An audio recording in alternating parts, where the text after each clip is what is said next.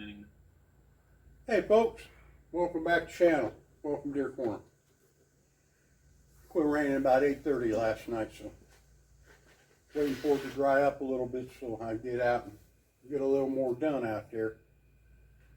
Got a couple more mineral blocks I want to get out and be done for the year till hunting season.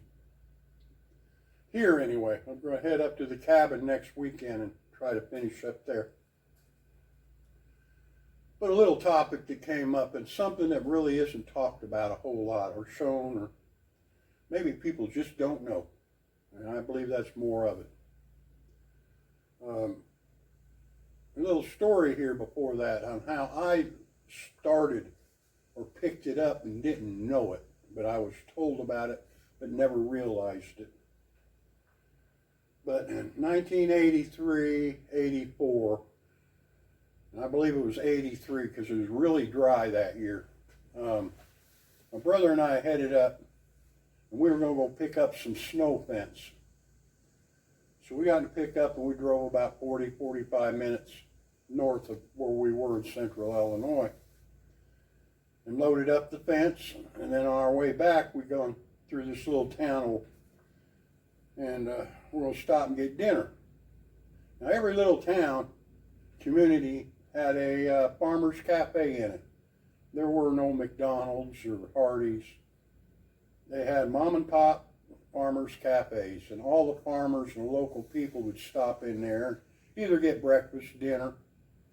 Usually they never served supper, but occasionally. But we stopped in there and got our dinner. And there were several farmers that were in there, older gentlemen. And they were talking how dry it was and how their crops weren't doing very well and how the deer are tearing them up too. But this one gentleman was sitting there a couple tables away.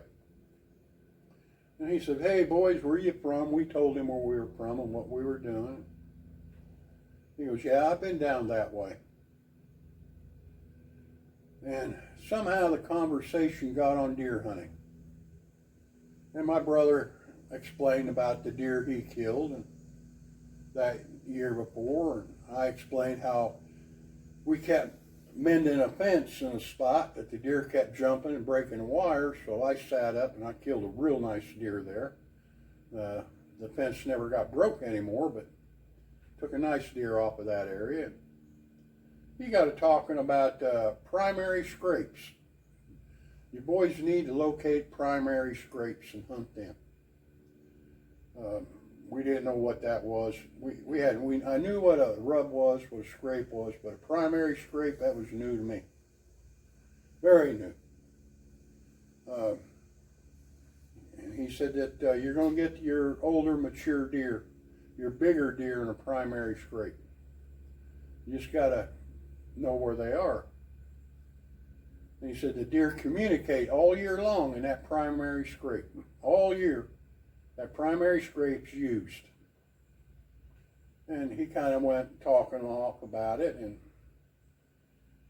and we got up, thank you, and you know, it was nice to sit down and talk with a bunch of people and have a good time.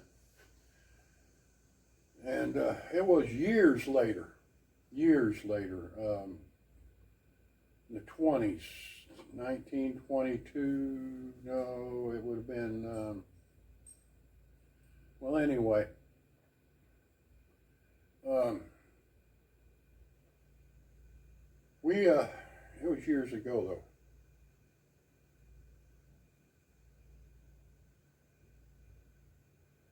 It would have been 1920, 1922. But anyway, it's 15, 20 years ago that it really dawned on me what this gentleman was talking about. And the Illinois Fish and Game book came out. And on the front page of this book, the book that you get every year, was a picture of this guy that we were talking to. And he is known to be one of the oldest deer hunter in the United States. He's hunted deer more years than any other person consistently in the United States. And he was born in 1912, started hunting deer in 1925, and at the age of 97, the state of Illinois would not issue him another deer permit.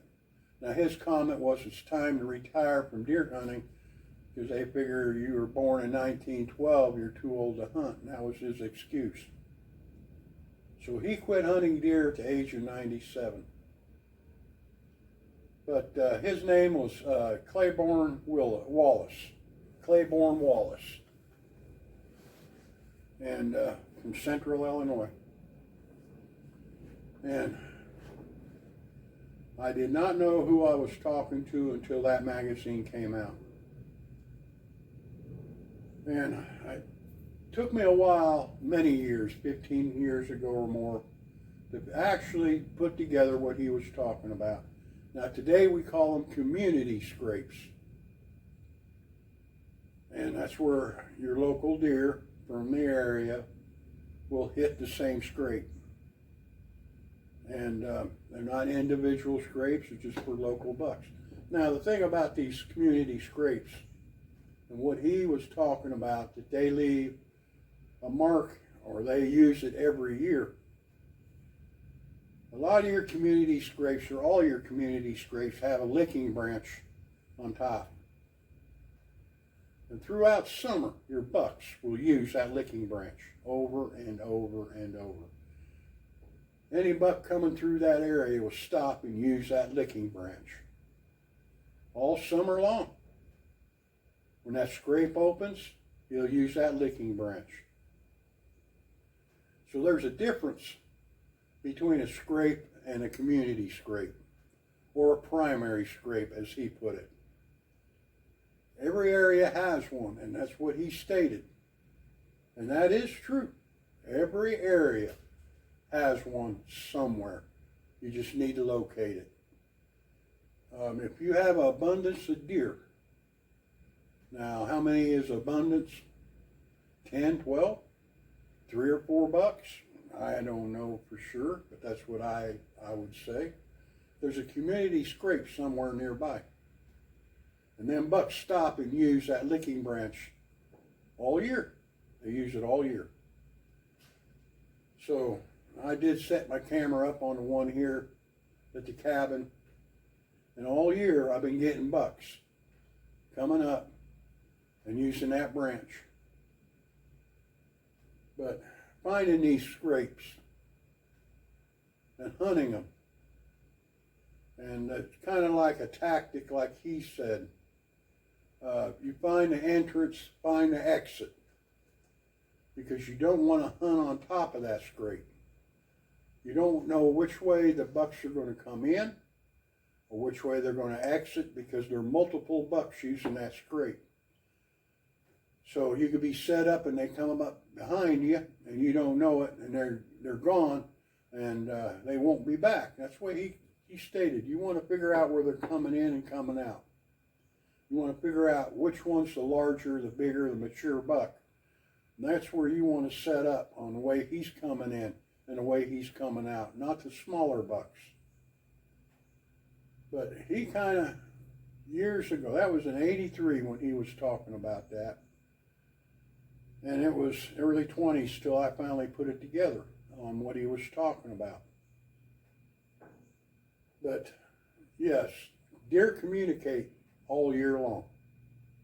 Bucks communicate with bucks all year long. Just not stand there and look at each other. And I just want to bring this little story up, this little topic up, and maybe to help you go out and find a community scrape. You'll know one when you see one. The one here at the cabin, it's been there every year that I can remember. Matter of fact, it's dug down deep enough you can see tree roots in the bottom of the scrape. The two up at the cabin are the same way. you can see tree roots in them. So they've been there for a while. They've been dug down for a little bit. But once you find one of these, then you're on to something. So I hope this helps a little bit.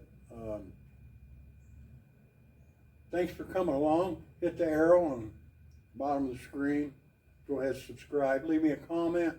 I will get back with you. And you're in the woods, be safe. You'd rather be safe than sorry. And we'll see you again.